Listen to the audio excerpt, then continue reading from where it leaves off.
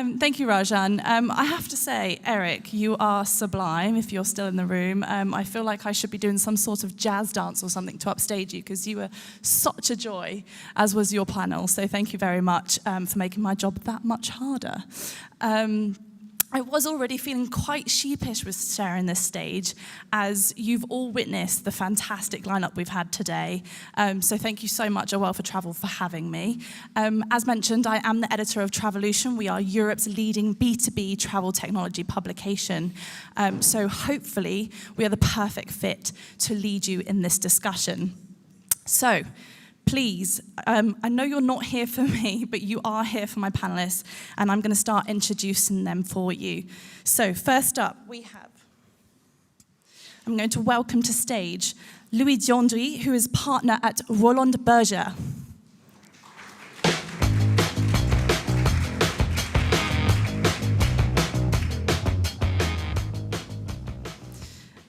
Please give it up for Linda Tu, who's the area manager at Booking.com.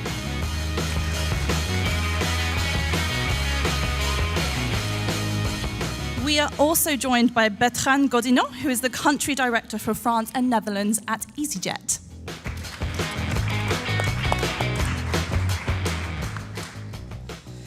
Please and also welcome to the stage Raphael Duflos, who is the Vice President Corporate Service Procurement at Airbus.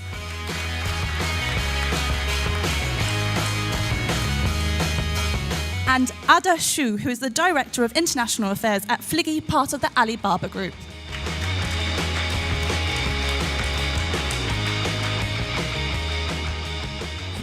Thank you all for joining me. Now look, if you were not here earlier, you might have missed it, or maybe you were sleeping on the event. Not to worry. The event has done a fantastic job of interweaving all of the points in previous sessions that technology very much is driving awareness, distribution, and profitability. We saw that, many sessions already have mentioned data, AI. Julia mentioned, smarter digital systems, things like that. But hopefully, if you did miss that, this panel is going to sort you out. So our aim is very much to aim at the end of it to make you realize through real use case studies just how much it is possible. So we're gonna dig in, but I thought that I would maybe frame the context of the conversation with a quote. And actually, I thought it was quite fitting because I took this quote from a reputable source, and that is Roland Berger. So their Think Act, the Sustainability Game report says, whichever environmental criteria ultimately establishes themselves, it is clear that sustainability will disrupt consumer markets in the coming years. Now, in travel, we are very much a consumer market, so that will frame the rest of the conversation, but it's through technology that we hope to establish this disruption.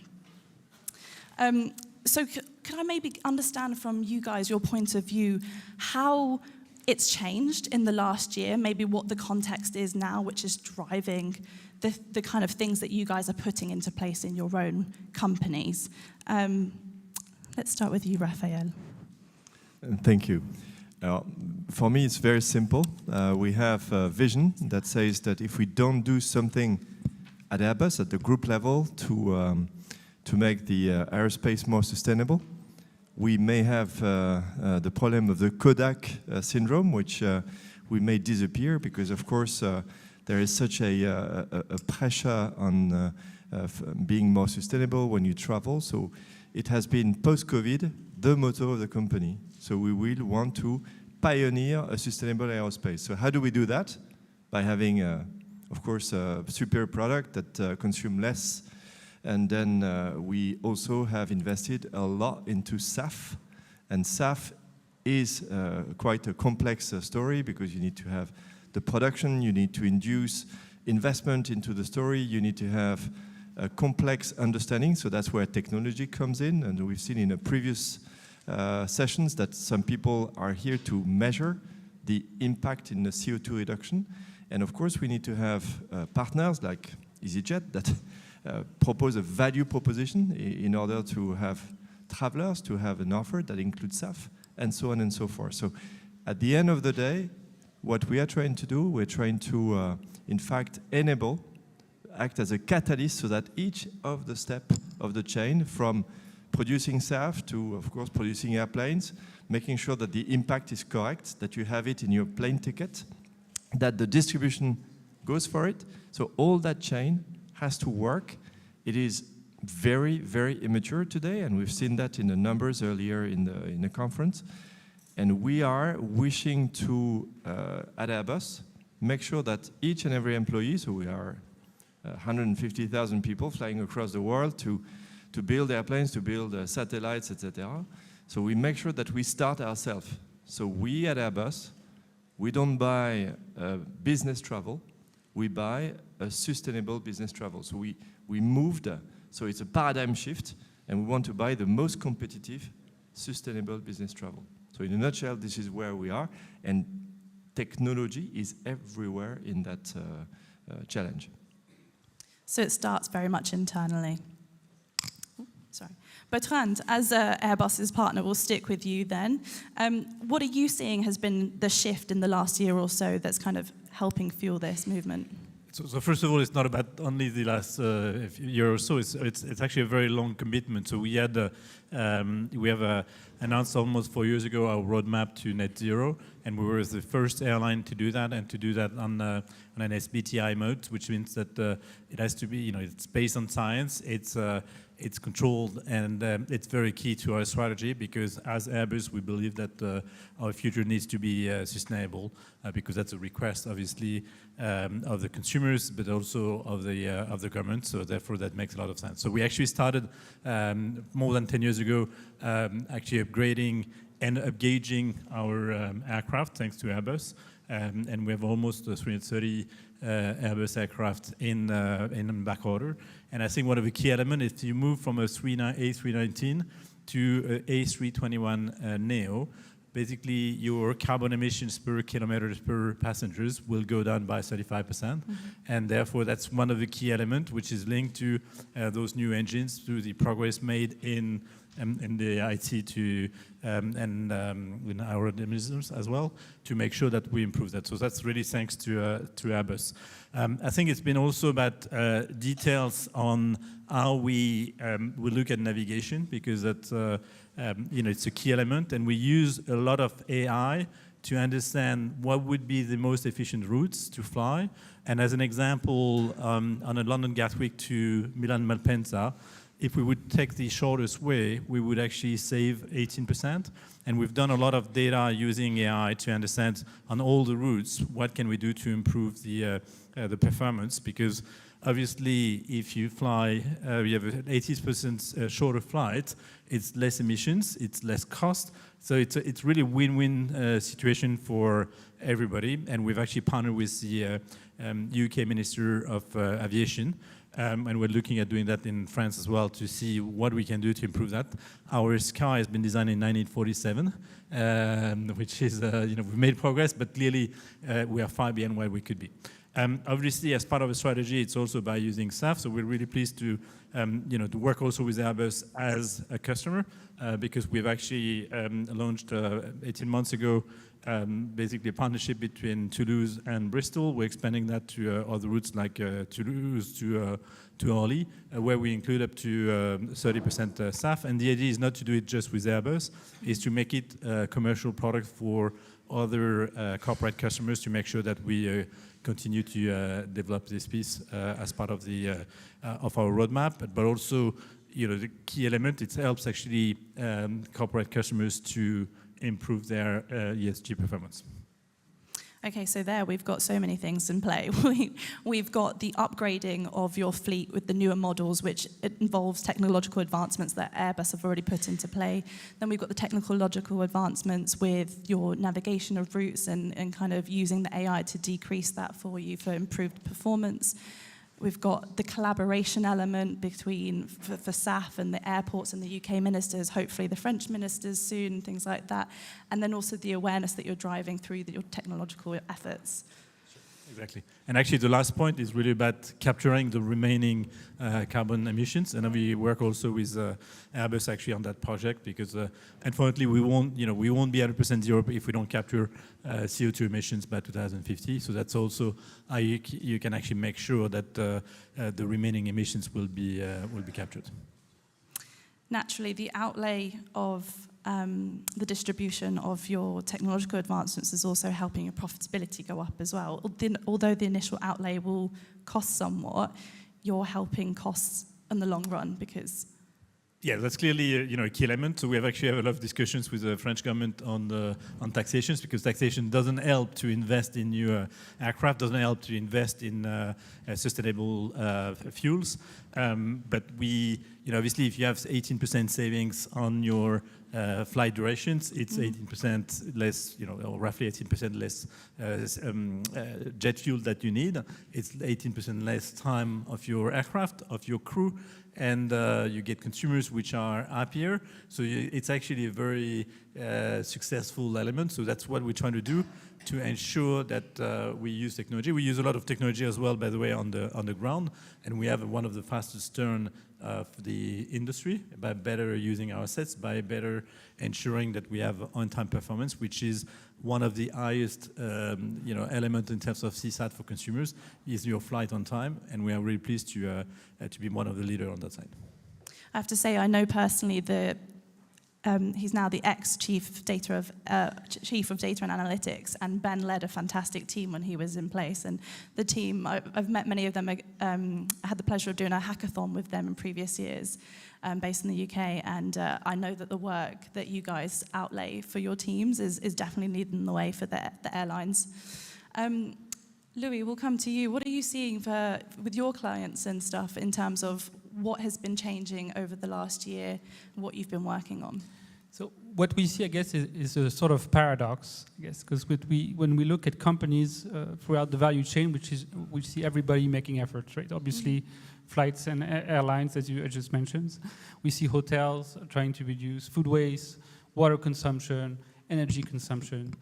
We see all the players in the distribution landscape, right, connecting suppliers with consumers, trying to give more information to make sure that consumers know the carbon impact of their choices and can arbitrage different solutions based on the potential impact that it would have.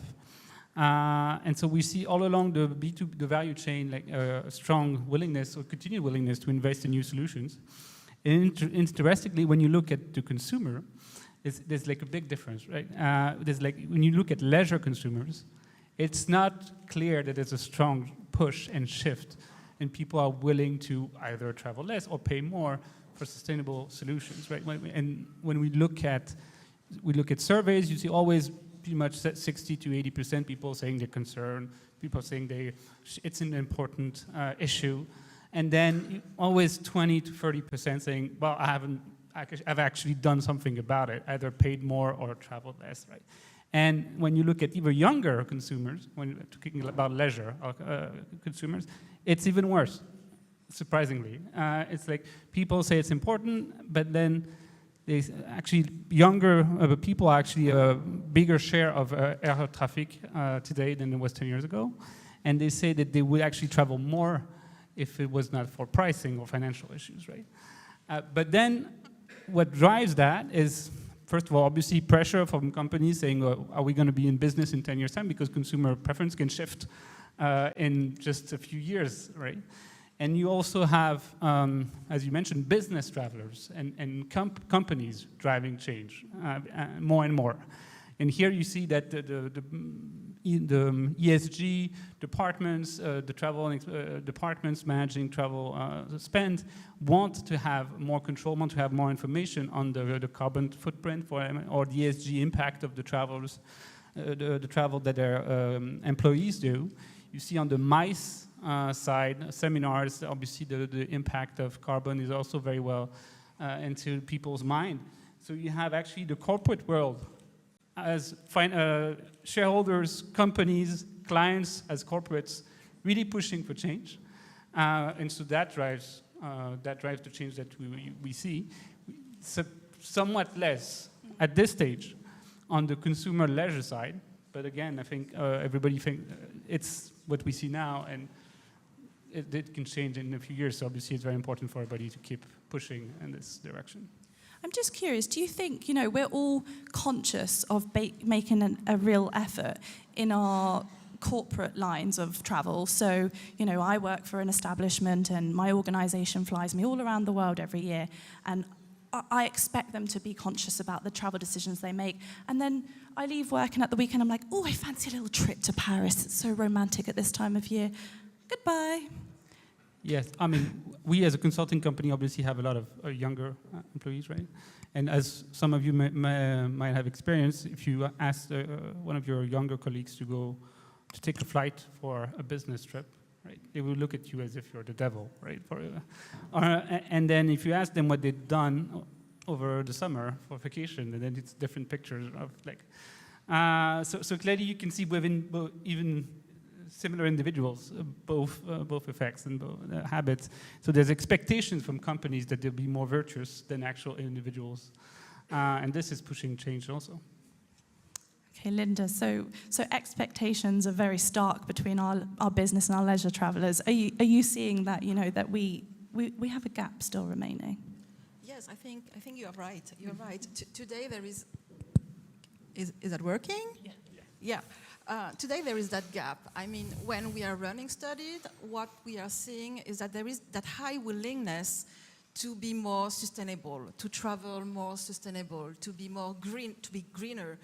And there is that gap between I want to travel more green in terms of flight options, accommodation options, but I'm also lost in all the options. And what does it mean to be green? What does it mean to travel sustainable? And in that world, they need to be supported. And this is how the technology is helping them to shape their decision, and also how the technology is also shaping, the understanding on what is sustainable. Because at the end, it's like a virtual circle. We commit as a company to be more sustainable because it's our long-term viability. It's cost savings. We need to comply with regulations. So it's about survival somehow. And when we are talking about travels, it happens only if our world is going well. So it should be sustainable. But how, in terms of customers' behavior, can we influence that? And for influencing that gap between I want to travel green and I want to book green, we need to help them, I mean. And to help them, this is where we need to move faster with technology and how we can use AI and all smart tools to drive this type of research for guests, I mean. Brilliant, thank you. I would think we'll delve into that a bit more in terms of the real use cases in a minute, because I want to hear from all of you. But Ada, why don't you kick us off as well with what you're doing at Fliggy and what you're seeing? Yeah. Hello, everyone. Can you hear me? Yes. So maybe just a few words to localize Fliggy inside Alibaba ecosystem, because Fliggy is the travel platform of Alibaba Group, Chinese group based in Hangzhou. So the group is cross-industry. So that means we have e-commerce part. The e-commerce part, we have Tmall, it's a B2C platform. Taobao is a C2C platform. We have Alibaba Cloud. We have shopping malls. We have a supermarket. We have Alipay, payment solution. We have Gaode, which is kind of Google Maps, very helpful when you're traveling. And we have Youku, which is like YouTube. And we have also Alibaba Picture based in Hollywood for the movie, Yes, so Fliggy is a 360 degrees travel platform focused on Chinese travelers. So it's an app in Chinese. So that's very normal if you have never heard about Fliggy. Just as quick tips. So Fliggy means literally flying piggy. Flying piggy. Yes, a little pig, because in the Chinese culture, pig mean wealth. So we take a little pig and we give him wings for him to travel around the world. So I'm sure now that you will remember Fliggy. The saying, pigs might fly, comes to mind. Yeah. So now so on the Chinese market, we see a rebound in travel, that's for sure. And, but there's also a redefinition of demands. Travelers are chasing now more about experiences. So they are looking for experiences which are aligned with their values and not only their wallet. So, for example, on the this year's 11/11, I don't know if you have heard about 11/11, the shopping festival. It's like the Black Friday in the US, but happening in China, the most important marketing campaign in China. What we have noticed is that we have 300 traveler partners who has doubled their pre-sales in 24 hours. 300 travel partners. Only 24 hours. And destinations like Italy, Finland, Switzerland, Norway, Austria, Egypt, Denmark, Singapore, Morocco surpassed the entire performance in only 24 hours during all the campaign last year. So that's huge. The new trend that we are seeing, that the travelers are selecting authentic, nature-based and culturally meaningful journey. And the shift is clear because travel is no longer driving only by price and convenience, but also by purpose and identity for the Chinese tourist. Sorry, thank you.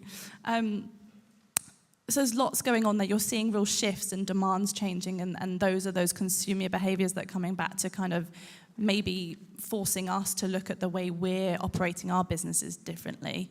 Linda, maybe coming back to you and seeing, like, for instance, we've got Trip.com in the room, you know, similar sort of offering in that they're an OTA. What is it that Booking.com is doing that might be different, you know, in terms of like the technology-enabled purpose that you guys are implementing to make sure that you're driving that awareness and the distribution, which hopefully will ultimately lead to better profitability for you guys? Yeah. We recently launched the Smart Filter. So this is like a companion that is helping customers to use their own natural word to describe what he's looking at when he wants to travel. For example, using, you were mentioning earlier that sustainable can be perceived as more expensive, for example. So at the end, the customers is maybe just erasing some options because he thinks that traveling greener is more expensive or less comfortable, which is not true. So launching that smart filters is helping guests to use his own natural word to describe what he wants and to help us to power all that sustainable options to him. So he can say, I want to travel with my family in a hotel like this, like that, with his own words, and then the Gen AI is going to look at our database and pull out all the accommodations that fit what he's looking for. It's easiest, it's fastest as well, and it all allows us to push those accommodations that he won't find it if he's looking for himself, you know, directly using some filters, being lost in the world of Booking.com. So at the end is how we are using this kind of technology to drive, his research. Yeah, basically. I love that also as a very indecisive person in all forms of my life. I like the fact that I could put in some words that I've probably taken me 2 hours to get to the point of even deciding on, and then hopefully it will then filter through to help my decision making. Yes, totally. And you know, lately, I think like it was 2-3 weeks ago, we just partnership with ChatGPT, and what we just not found out, but it's crazy. It's like 800 million active users on a weekly basis, which is huge. So it means that today, that generation are using this kind of technology to to travels to do their daily research. So we want to make it easiest for every traveler in the world to find the perfect stay in terms of accommodation, could be flight as well, and could be any other activities that is linked to travel. And that technology is allowing that, and which is amazing, I mean. Yeah, I mean, and also that partnership is leading the way in terms of, you know, first, like, travel 4A for ChatGPT. Sorry, we're just getting warnings here, guys. Louis, please tell us about what you guys are seeing in terms of the most popular at the moment for the technological side of things that are really helping businesses. Yeah, no, I think to that point, obviously we see technology throughout distribution, and more all the clients that we have in the distribution landscape, I mean, invest more in technology because it brings profitability. Not maybe awareness on the sustainability side, but clearly the profitability, the ROI of technology is huge to make sure you have the right product, you go to the market faster. So this technology that's been put in place over the past decade is very strong. What obviously the big thing coming is AI, as you mentioned, right? And so because the AI on top, unlike the filters, will have a conversation with the consumer, and we'll be able to make propositions, right? Then everybody has used AI, and then you make a prompt, a query, and then it gives you an answer, and then it always proposes to you to go deeper on some topics, right? And this is exactly what it could do relating to travel and to sustainability in travel, right? So you wanted me to find a trip or to book you a trip. At some point it will be that maybe to wherever. Let's say Vietnam, right? For a week, right? It could be, do you want to travel extra 2 days to make sure that your carbon footprint from the flights gets hedged across more days? You want me to find other more sustainable solutions, right? Obviously the conversational aspects of AI will make it easier for companies, for distributors, for whomever to push more carbon or sustainable solution throughout the customer journey.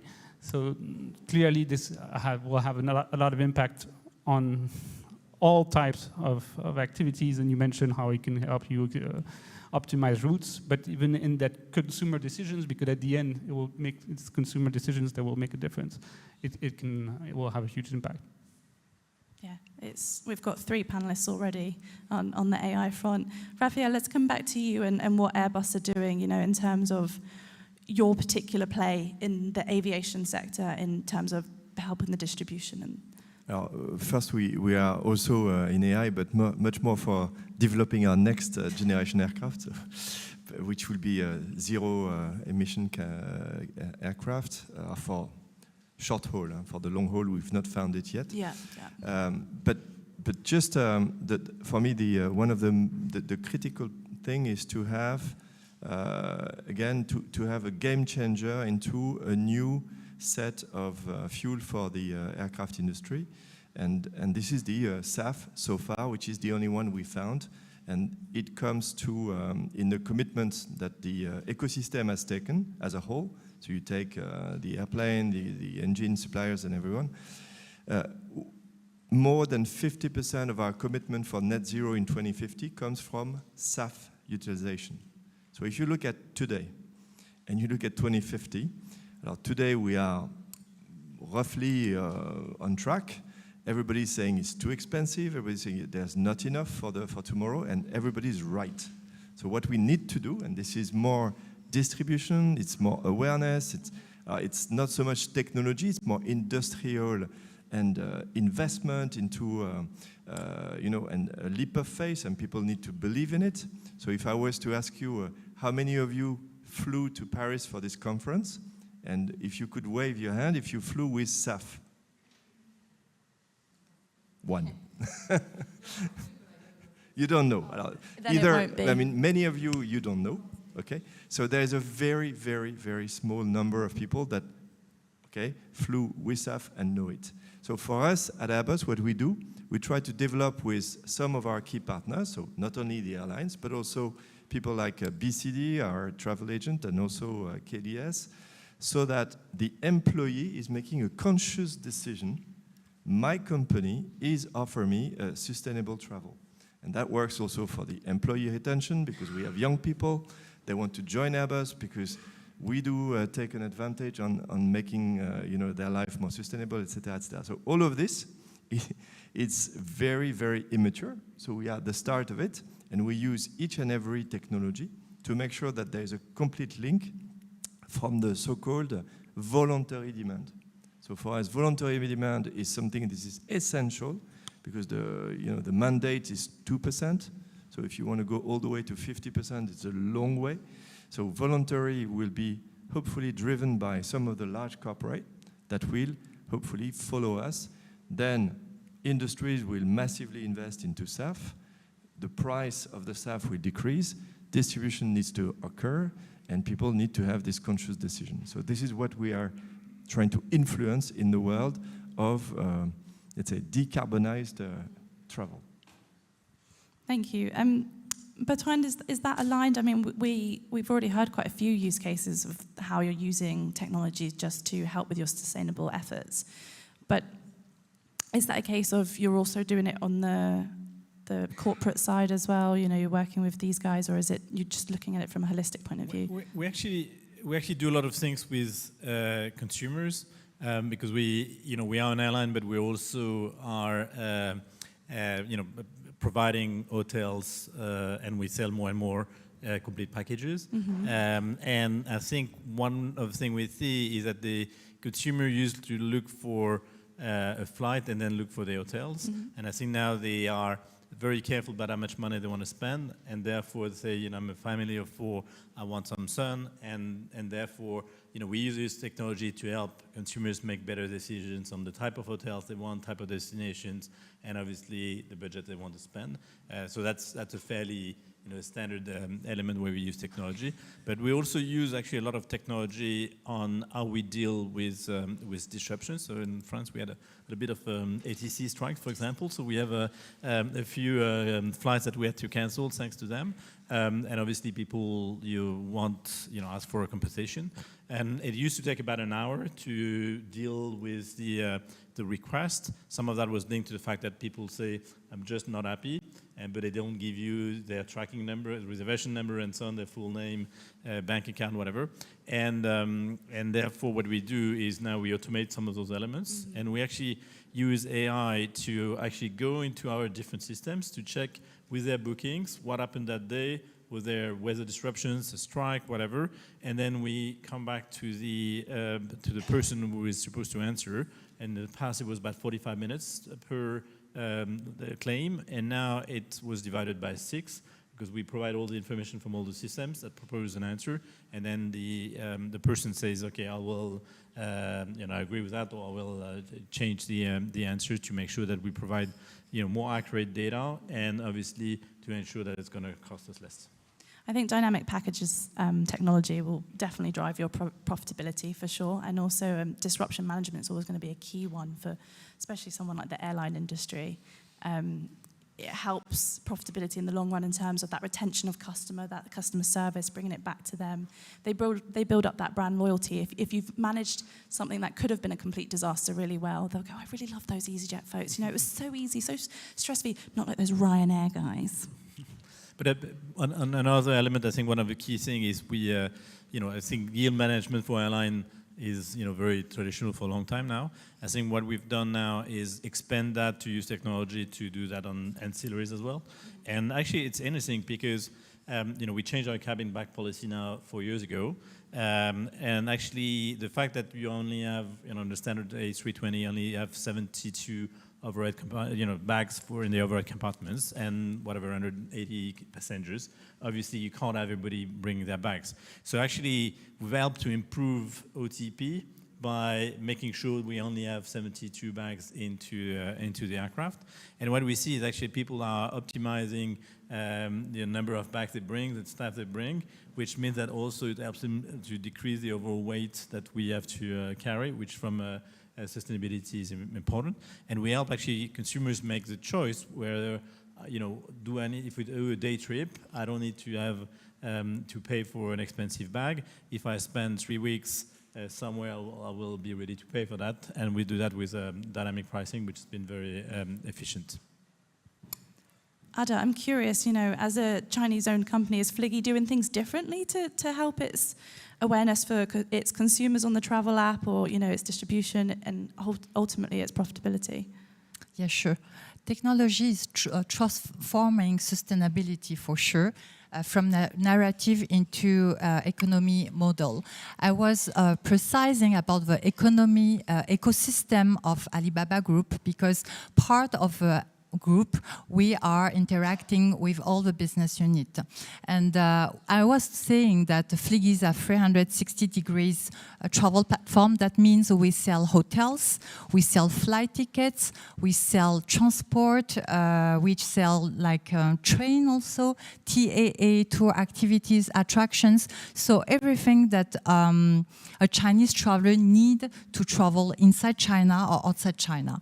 We have 500 million users on our platform. So when we are doing something, we are really impacting, we have a great impact.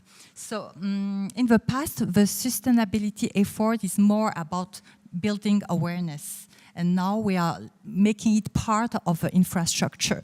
Let me give you a concrete example that Fliggy is doing in China with United Nations Tourism. We have created a program to promote the rural tourism called Discover Rural Beauties in China, where we help rural actors to go digital. So with Alibaba Philanthropy, we have trained over 80,000 rural players like homestay owners or local guide to help them to connect directly with travelers and to tell their stories through, for example, live streaming, which is the use of technology. And by doing this, we generate income for local communities. We preserve cultural assets, and we reduce pressure on over-visited centers in the cities. So here, sustainability is a source of new demand, new supply, and new profitability. Brilliant. There's a real nice use case story there, which is different than everyone else has provided. We are massively overrunning and out of time, but I would love to get everyone's final parting words on their 3 thoughts as to sort of like low entry ways to using technology as a way to fuel your sustainable journey for businesses. Louis, you look very confused. No, I think obviously we're entering this new wave of transformation of the industry, right? With AI, I think what we see is most even traditional players now have catched up on technology, right? And so we see that players, obviously there will be some new entrants powered by AI when you look at distribution, or companies that will be. But like we see that the whole industry is has catched up on, let's say, digital native players to some extent, right? So it's going to be a fascinating few years, right, to see how this new wave of transformation will play. But I think in the end, the consumer will be benefiting from it. So we've got AI. Raphael, you're very keen to speak then. Let's go for you then. Yeah, just to add to what you just said, I think if we listen to people like Bertrand saying all the effort that have been put into making the flight more sustainable, I think the key enabler for tomorrow is to have an educated decision when I want to make a travel. And that educated decision, it's all about what is happening today, which interfaces with a customer that tells you if you want to go from A to B, that one is going to be so much expensive, so we are all aware of that, but this one will be so much in carbon due to X, Y, Z.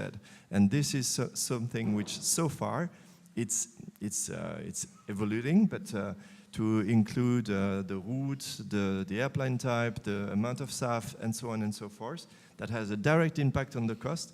And I'm sure this is, for me, a tremendous change that we need to implement in order to reward those that make the extra mile. So more data sources to be provided, really, when we're being transparent with our customers. Yes, and engineering driven, not just greenwashing. So some real facts and figures.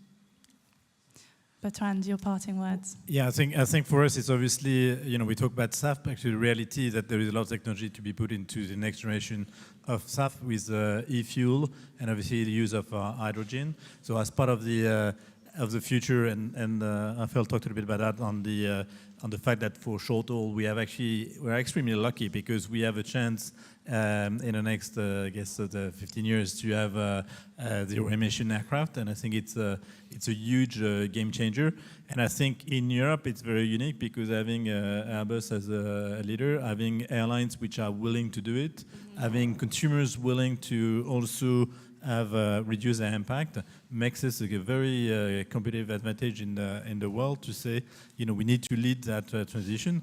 And I think as EasyJet, we are very, very keen to make sure we are part of that journey and that we lead the industry to make sure that we make travel with less impact on the environment. And for that, you need a lot of investment, and we need the governments to actually invest in new technology instead of using taxations to actually compensate the deficit. But you lead, they follow. Yeah. Thank you. Ada, final words, and then we are massively out of time. Okay. So 3 advices you ask. Thank you. The first one, it makes sustainability visible in the booking journey. Very important. Second one, we are talking about AI, so just a few words. AI, of course, you're using it to design, for example, your lower impact routes when you go from point A to point B. But Fliggy, we developed also a tool called Ask Me, and it's your digital companion. That means you can use AI to help you to design your perfect journey, but you can also use Ask Me as a kind of digital cultural audio guide, because we are working in China with a Chinese museum, but also European museum to design a concrete cultural visit guided by AI. So this is a very innovative project. And finally, I think we need rewards sustainability behavior with real benefits, not only words. Okay, brilliant. Thank you so much. A huge round of applause for my wonderful panel, please.